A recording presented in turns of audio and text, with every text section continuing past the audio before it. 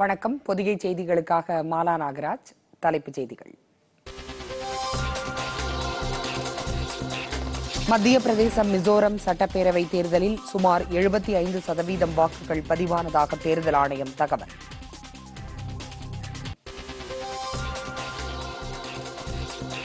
G20 மாநாட்டில் பங்கேற்க Argentina புறப்பட்டு சென்றார் பிரதமர் நரேந்திர மோடி.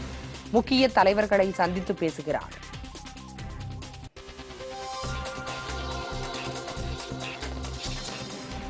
முப்பத்தி செயற்கைக்கோள்களுடன் நாளை விண்ணில் பாய்கிறது இந்தியாவின் PSLV C-43 ராக்கெட்.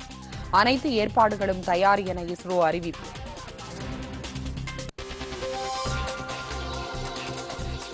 கஜா புயலால் சேதமடைந்த வீடுகளுக்கு பதிலாக 1 லட்சம் கான்கிரீட் வீடுகள் கட்டித்தரப்படும். நாகை, திருவாரூர் சேதங்களை பார்வையிட்ட முதலமைச்சர் எடப்பாடி பழனிசாமி அறிவிப்பு. ஸ்டெர்லைட் ஆலையை தமிழக அரசு மூட உத்தரவிட்டது தவறு என தருண் அகர்வால் குழு அறிக்கையில் தகவல். தமிழக தலைவர்கள் கண்டனம்.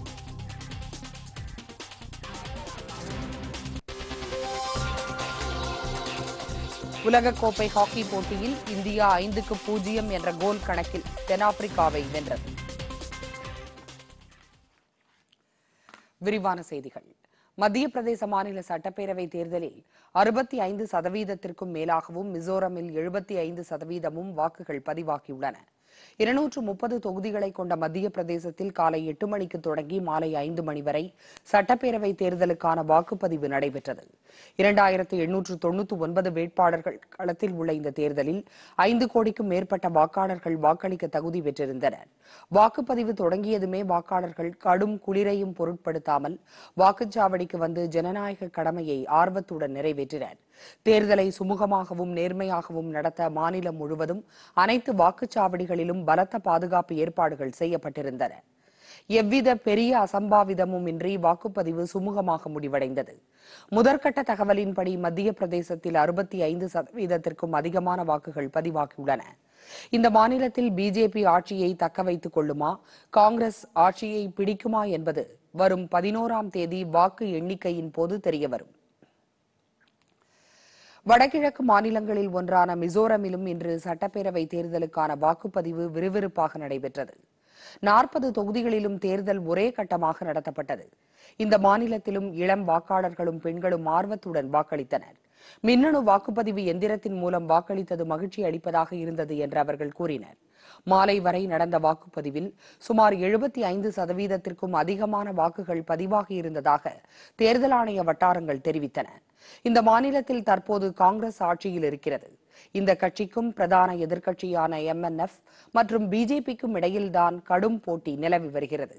வரும் 11ஆம் தேதி இந்த மாநிலத்திலும் வாக்கு எண்ணிக்கை நடைபெறுகிறது. ராஜஸ்தான் மாநிலத்தில் காங்கிரஸ் கட்சிக்கு ஆதரவாக மக்கள் வாக்களித்தால் எந்த பலனும் கிடைக்காது என்று பிரதமர் நரேந்திர மோடி கூறியுள்ளார். சட்டப்பேரவை தேர்தல் நடைபெறும் ராஜஸ்தான் மாநிலத்தில் நகார் என்னும் இடத்தில் நடைபெற்ற பிரச்சார கூட்டத்தில் பேசிய அவர், பிஜேபிக்கு வாக்களித்தால்தான் இரட்டை எஞ்சின் பொருத்திய ரயில் போல மாநிலத்தின் வளர்ச்சி வேகமாக இருக்கும் என்றார்.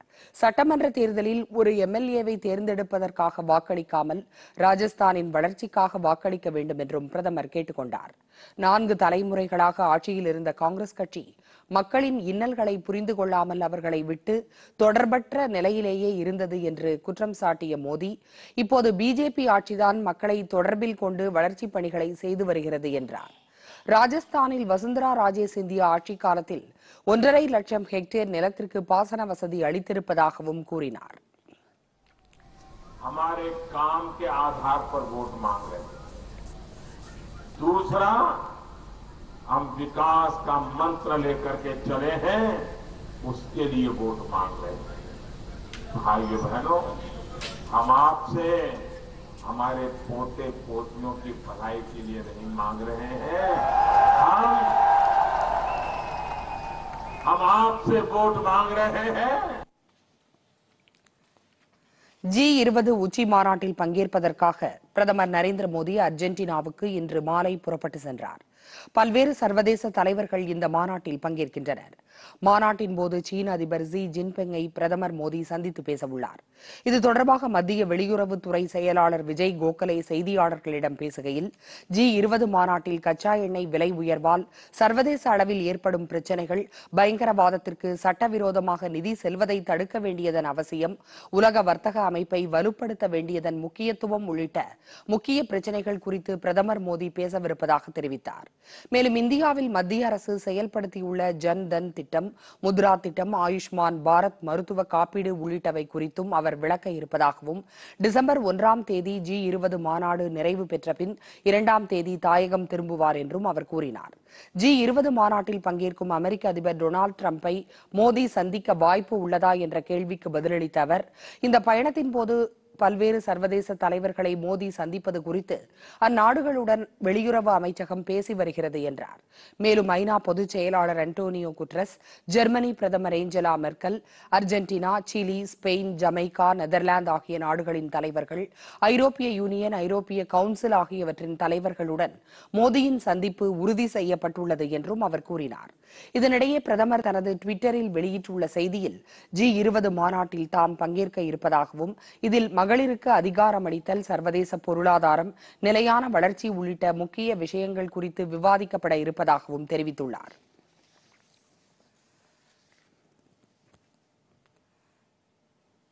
இந்தியா பாகிஸ்தான் இடையே சாலை போக்குவரத்திற்கு உதவும் கர்தார்பூர் வழித்தட விவகாரம் இரு நாடுகளுக்கு இடையிலான பேச்சுவார்த்தை நடவடிக்கைகளுடன் தொடர்புடையது அல்ல என்று வெளியுறவுத்துறை அமைச்சர் சுஷ்மா ஸ்வராஜ் கூறியுள்ளார். பாகிஸ்தான் எல்லைப்பகுதியில் உள்ள சீக்கியர்களின் புனித தலங்களில் ஒன்றான தேரா பாபா நானக் பகுதிக்கு செல்ல இந்த புதிய சாலை அமைக்கப்படுகிறது. இதுகுறித்து ஹைதராபாத்தில் இன்று செய்தியாளர்களிடம் பேசிய அமைச்சர் சுஷ்மா ஸ்வராஜ், இந்த சாலை திட்டத்திற்கும் இரு நாட்டு பேச்சுவார்த்தைக்கும் தொடர்பில்லை என்றார். பாகிஸ்தான் தீவிரவாதத்தை ஆதரிப்பதை நிறுத்தினால்தான் அந்நாட்டுடனான பேச்சுவார்த்தையை தொடங்க முடியும் என்று தெரிவித்த அமைச்சர், ஒரு புறம் தீவிரவாத வன்முறையும் மற்றொரு புறம் பேச்சுவார்த்தை நடத்துவதிலும் என்ன அர்த்தம் உள்ளது என்றும் வினவினார். இந்தியாவைச் சேர்ந்த சீக்கிய யாத்ரீகர்கள் தோராபா குருத்வாராவுக்கு குறைந்த கட்டண விசா சலுகையுடன் எளிதான முறையில் சென்று வரவே இந்த சாலை திட்டம் உதவும் என்றும் அமைச்சர் சுஷ்மா ஸ்வராஜ் திட்டவட்டமாக கூறினார். Has been asking for this Kartarpur corridor, and for the first time Pakistan responded positively to this. But that doesn't mean that the bilateral dialogue will start only on this. The bilateral dialogue, we always say, terror and talks can't go together. The moment Pakistan stops terrorist activities in India, the dialogue can start. But the dialogue is not connected with only Kartarpur corridor. India Pakistan இடையேயான சாலை போக்குவரத்தை விரிவாக்கம் செய்யும் வகையில் கர்தார்பூர் வழித்தடத்திற்கு பாகிஸ்தான் பிரதமர் இம்ரான் கான் இன்று அடிக்கல் நாட்டினார். பாகிஸ்தானின் எல்லைப்பகுதியில் அமைந்துள்ள சீக்கியர்களின் புனித தலங்களில் ஒன்றான தேரா பாபா நானக் பகுதிக்கு செல்ல இந்த சாலை வகை செய்கிறது. இந்த நிகழ்ச்சியில் மத்திய அமைச்சர்கள் ஹர்சிம்ரத் கவுர் பாதல், ஹர்தீப் சிங் பூரி ஆகியோர் கலந்து கொண்டனர். இந்த நிகழ்ச்சியில் பங்கேற்க வெளியுறவுத்துறை அமைச்சர் சுஷ்மா ஸ்வராஜிற்கு பாகிஸ்தான் அரசால் அழைப்பு விடுக்கப்பட்டிருந்த நிலையில் அவர் கலந்து கொள்ள இயலாத நிலையில் இந்த இரண்டு அமைச்சர்களும் கலந்து கொண்டனர். இதற்கு பாகிஸ்தான் வெளியுறவு அமைச்சர் முகமது குரேஷி வரவேற்பு தெரிவித்துள்ளார். இந்த நிகழ்ச்சியில் பேசிய மத்திய அமைச்சர் பாதல், சீக்கிய சமுதாயத்திற்கு இந்த நாள் வரலாற்று சிறப்பு மிக்க நாள் என்றார். இந்த நல்லெண்ண நடவடிக்கை மூலம் இரு நாடுகளுக்கு இடையே அமைதி பேச்சுவார்த்தை தொடங்குவதற்கான வாய்ப்பு ஏற்பட்டுள்ளதாக கூறினார். இரு நாடுகளுக்கு இடையே அமைதி, நல்லிணக்கத்தை உருவாக்கும் ஒரு நல்ல செய்தியாக இந்த சாலை திட்டம் உள்ளது என்று கூறிய அவர், சீக்கிய சமுதாயத்தினரின் நீண்ட நாள் கோரிக்கை இது என்றும் குறிப்பிட்டார். இந்த சாலைக்கு இந்திய எல்லையில் திங்கட்கிழமை அன்று பஞ்சாப் மாநிலம் குர்தாஸ்பூர் மாவட்டத்தில் குடியரசு துணைத் தலைவர் வெங்கையா நாயுடு அடிக்கல் நாட்டினார். குருநானக்கின் 550வது பிறந்த நாளை முன்னிட்டு இத்திட்டத்திற்கு மத்திய அரசு ஒப்புதல் அளித்தது. சாலை திட்டம் நடைமுறைக்கு வந்தால் சீக்கிய யாத்ரிகர்கள் விசா மற்றும் இதர நடைமுறைகளை எளிதாக கடந்து குருத்வாராவுக்கு செல்ல முடியும். இந்திய விண்வெளி ஆராய்ச்சி மையம் இஸ்ரோ உருவாக்கிய ஹைசிஸ் புவி ஆய்வு செயற்கைக்கோள் உட்பட 31 செயற்கைக்கோள்களுடன் PSLV-C 43 ராக்கெட் நாளை விண்ணில் ஏவப்பட உள்ளது.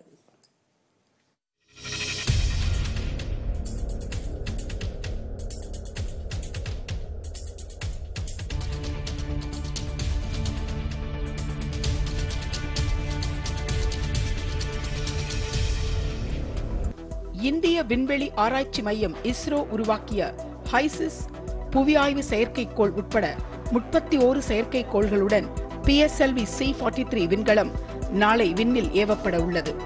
ஆந்திர மாநிலம் ஸ்ரீஹரிகோட்டாவில் அமைந்துள்ள சதீஷ் தவன் விண்வெளி ஆய்வு மையத்தில் அமைந்துள்ள முதலாவது ஏவுதளத்தில் இருந்து இந்த விண்கலம் விண்ணில் செலுத்தப்பட உள்ளது.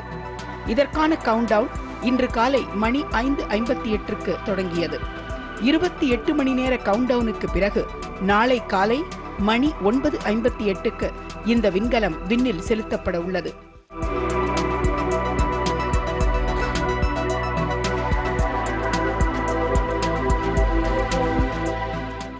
வழக்கமான ராக்கெட்டுகளை காட்டிலும் எடை குறைவாக வடிவமைக்கப்பட்டிருக்கும் அதிநவீன PSLV C-43 மூலம் மற்ற 8 நாடுகளை சேர்ந்த 30 செயற்கைக்கோள்களும் விண்ணில் செலுத்தப்பட உள்ளன. அவற்றுடன் பயணிக்கப் போகும் இந்தியாவின் ஹைசிஸ் செயற்கைக்கோளை எடுத்துக்கொண்டால் அது முழுக்க புவி வெளிப்பரப்பை ஆய்வு செய்வதற்காக உருவாக்கப்பட்டதாகும். சுமார் 380 கிலோ எடை கொண்ட இந்த செயற்கைக்கோள்களின் ஆயுள் காலம் 5 ஆண்டுகளாகும்.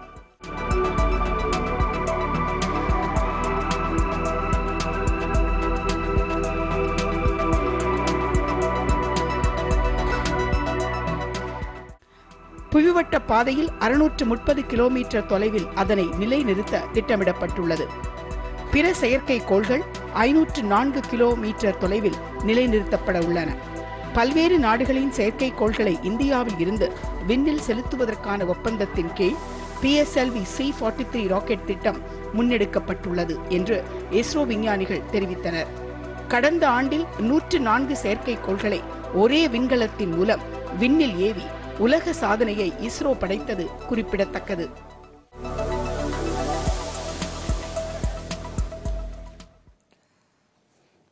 கஜா புயலால் பாதித்த பகுதிகளில் குடிசை வீடுகளை இழந்தவர்களுக்கு 1 லட்சம் கான்கிரீட் வீடுகள் கட்டித்தரப்படும் என்று முதலமைச்சர் எடப்பாடி பழனிசாமி கூறியுள்ளார். நாகை மற்றும் திருவாரூர் மாவட்டங்களில் கஜா புயலால் பாதிக்கப்பட்ட பகுதிகளில் முதலமைச்சர் எடப்பாடி பழனிசாமி, துணை முதலமைச்சர் O பன்னீர்செல்வம் ஆகியோர் இன்று நேரில் ஆய்வு செய்தனர்.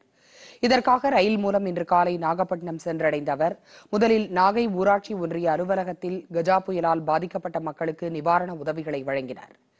புயலால் உயிரிழந்தவர்களின் குடும்பங்களுக்கு தலா 10 லட்சம் ரூபாய் நிதி உதவி, வீடுகள் சேதம் மற்றும் தென்னை மரங்கள் சேதம் அடைந்தவர்களுக்கு முதற்கட்டமாக நிதி உதவி என மொத்தம் சுமார் 1 கோடி ரூபாய் மதிப்பிலான நிவாரண தொகையை வழங்கினர்.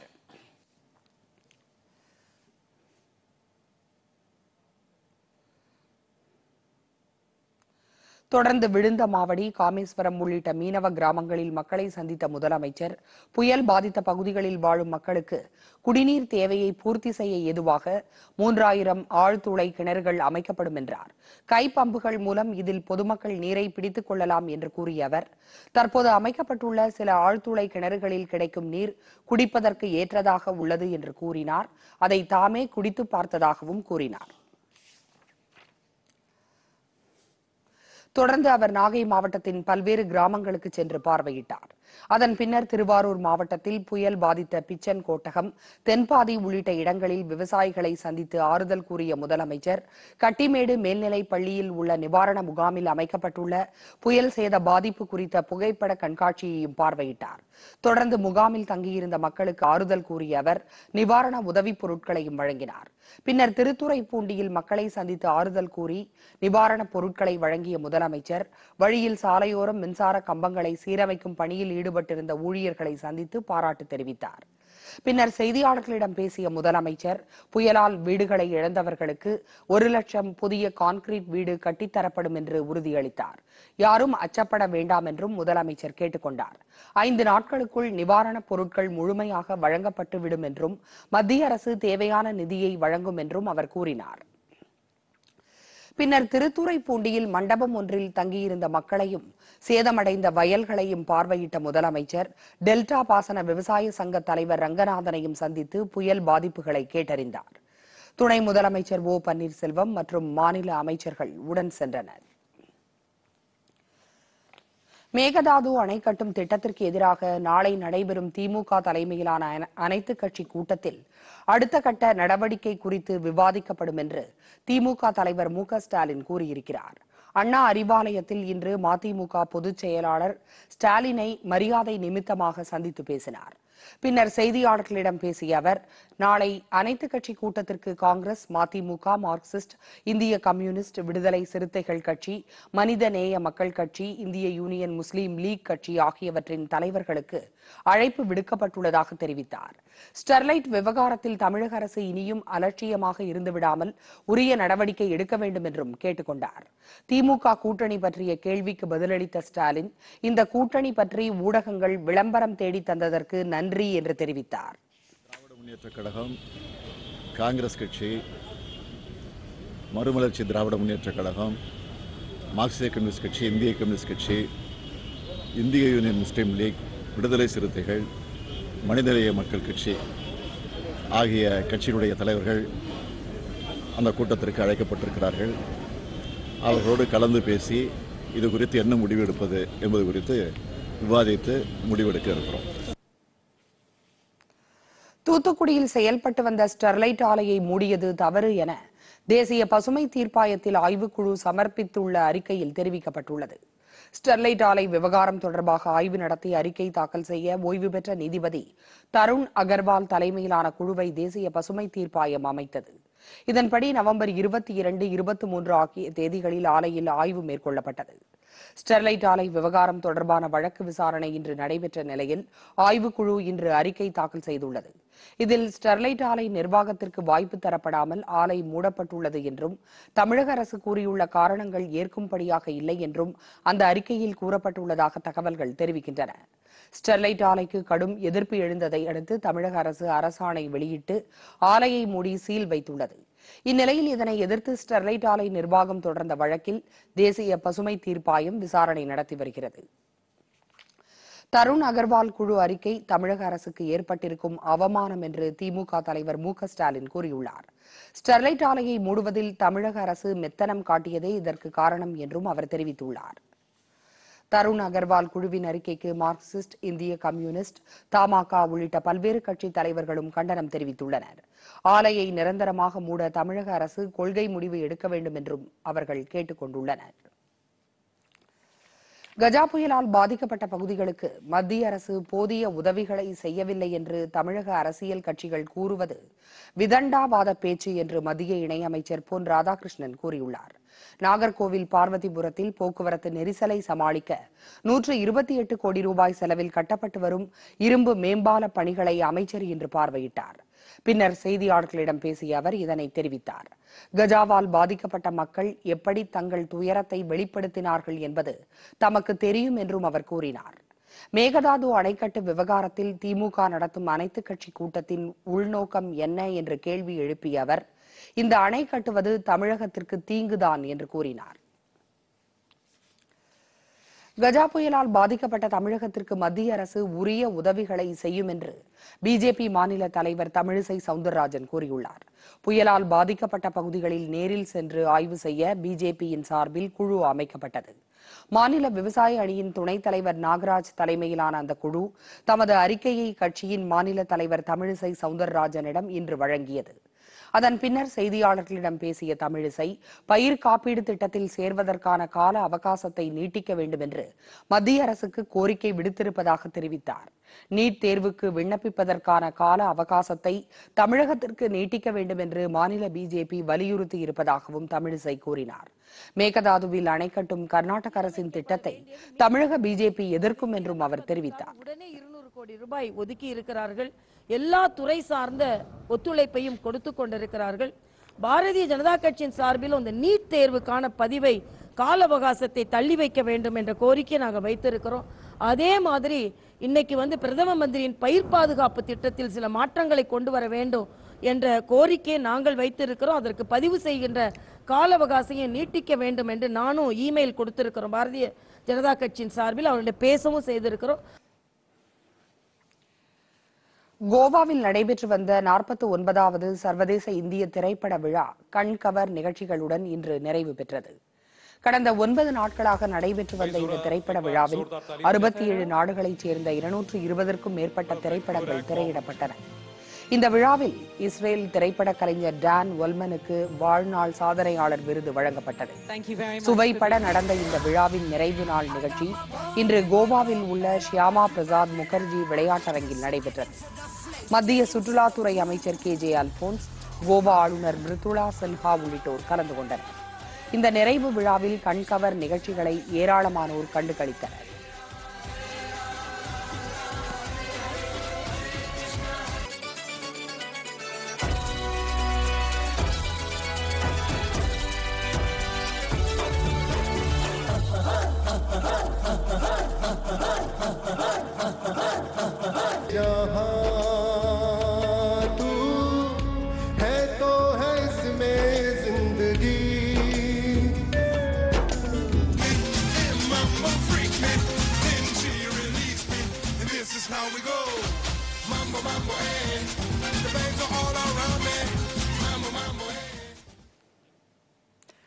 நாடெங்கும் உள்ள 50 கோடி ஏழை எளிய மக்களுக்கும் நவீன மருத்துவ சிகிச்சை கிடைப்பதை உறுதி செய்கிறது பிரதமர் நரேந்திர மோடி அரசு கொண்டு வந்துள்ள ஆயுஷ்மான் பாரத் திட்டம். இந்த திட்டத்தின் கீழ் சேலம் மாவட்டத்தில் மட்டும் 6 லட்சம் பேர் பயன்பெற வழி ஏற்பட்டுள்ளது.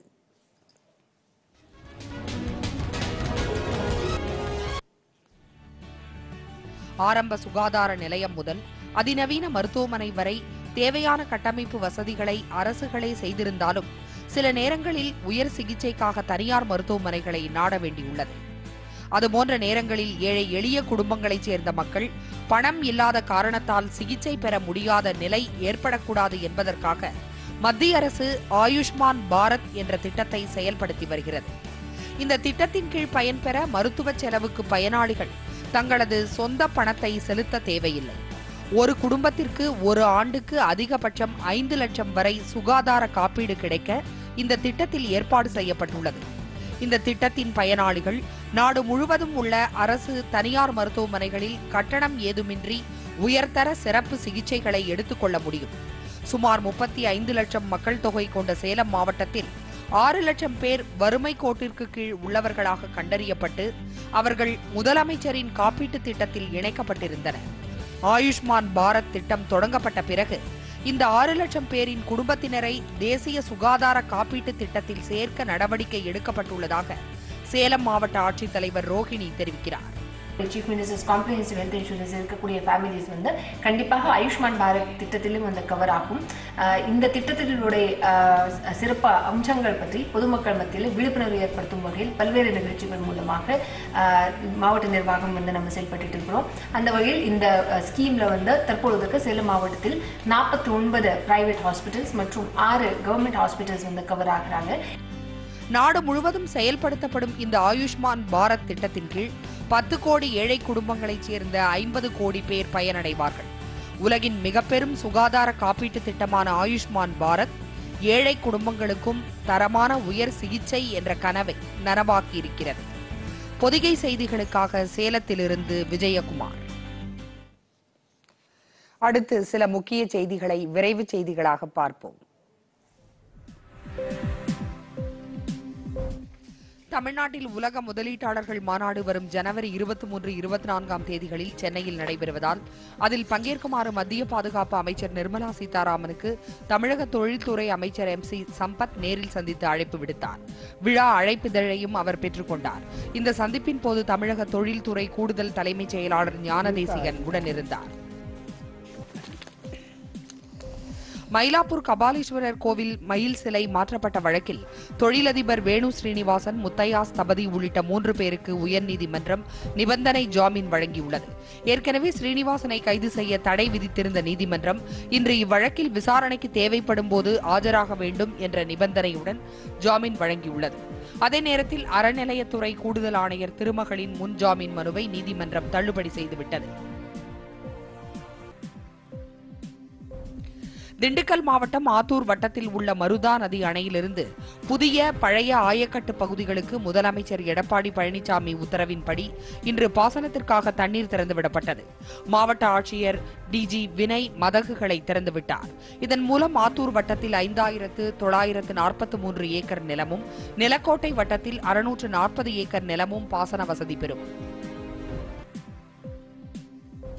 பிரதமரின் நகர்ப்புற வீட்டு வசதி திட்டத்தின் கீழ் 2,05,442 வீடுகள் கட்ட 40வது மத்திய ஒப்புதல் மற்றும் கண்காணிப்பு குழு கூட்டத்தில் அனுமதி அளிக்கப்பட்டுள்ளது. இதில் தமிழகத்தில் மட்டும் 15,529 வீடுகள் கட்டப்படுகிறது. பீகார், கர்நாடகா, மகாராஷ்டிராவில் அதிக எண்ணிக்கையில் வீடுகள் கட்டப்படுகின்றன.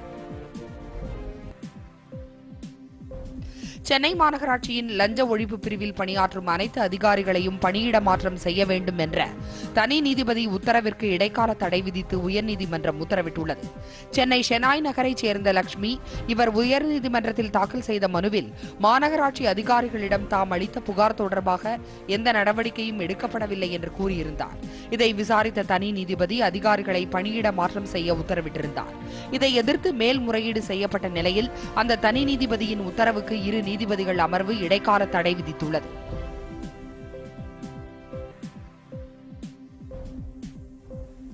முதுமலை தேக்கம்பட்டி கிராமத்தில் யானைகள் புத்துணர்வு முகாம் நடத்த தடை விதிக்க கோரி தொடரப்பட்ட வழக்கில் வரும் 14ஆம் தேதிக்குள் பதிலளிக்குமாறு இந்து சமய அறநிலையத்துறைக்கு சென்னை உயர்நீதிமன்றம் உத்தரவிட்டுள்ளது.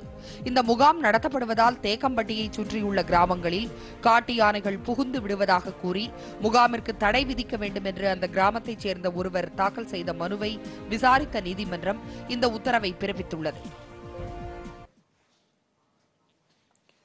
ஒடிசா மாநிலம் புவனேஸ்வரில் ஆண்களுக்கான 14வது உலகக்கோப்பை ஹாக்கி தொடர் நடைபெற்று வருகிறது. இதில் இந்தியா, அர்ஜென்டினா, ஆஸ்திரேலியா, ஜெர்மனி உள்ளிட்ட 16 அணிகள் 4 பிரிவுகளாக லீக் சுற்றில் விளையாட உள்ளன. இந்திய அணி சி பிரிவில் பெல்ஜியம், தென்னாப்பிரிக்கா, கனடா அணிகளுடன் இடம்பெற்றுள்ளது. இன்று நடைபெற்ற லீக் போட்டியில் இந்தியா, தென்னாப்பிரிக்கா அணிகள் மோதின. ஆரம்பம் முதலே இந்திய அணி ஆதிக்கம் செலுத்தி வந்தது. ஆட்ட நேர முடிவில் இந்தியா 5-0 என்ற கோல் கணக்கில் வெற்றி பெற்றது. இந்திய அணி தனது 2வது லீக் போட்டியில் பெல்ஜியத்தை வரும் 2ஆம் தேதி சந்திக்க உள்ளது. முன்னதாக இன்று மாலை நடைபெற்ற முதலாவது ஆட்டத்தில் பெல்ஜியம் அணி கனடாவை வென்றது.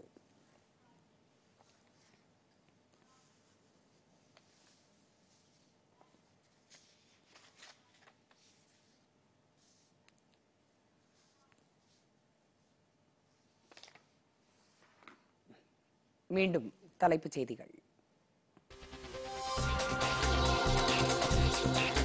மத்திய பிரதேசம், மிசோரம் சட்டப்பேரவை தேர்தலில் சுமார் 75% வாக்குகள் பதிவானதாக தேர்தல் ஆணையம் தகவல்.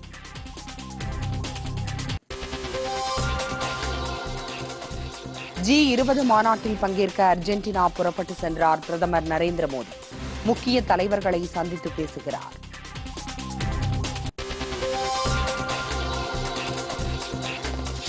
முப்பத்தி செயற்கைக்கோள்களுடன் நாளை விண்ணில் பாய்கிறது இந்தியாவின் PSLV-C-43 ராக்கெட். அனைத்து ஏற்பாடுகளும் தயார் என இஸ்ரோ அறிவிப்பு.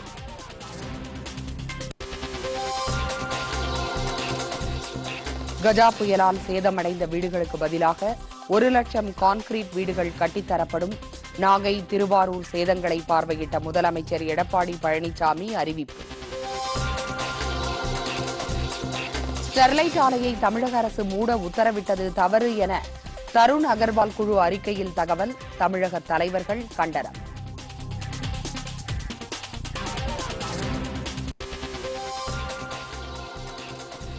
உலகக்கோப்பை ஹாக்கி போட்டியில் இந்தியா 5-0 என்ற கோல் கணக்கில் தென்னாப்பிரிக்காவை வென்றது. இத்துடன் இந்த செய்தி அறிக்கை நிறைவு பெறுகிறது. மீண்டும் செய்திகள் நாளை காலை 8 மணிக்கு. வணக்கம்.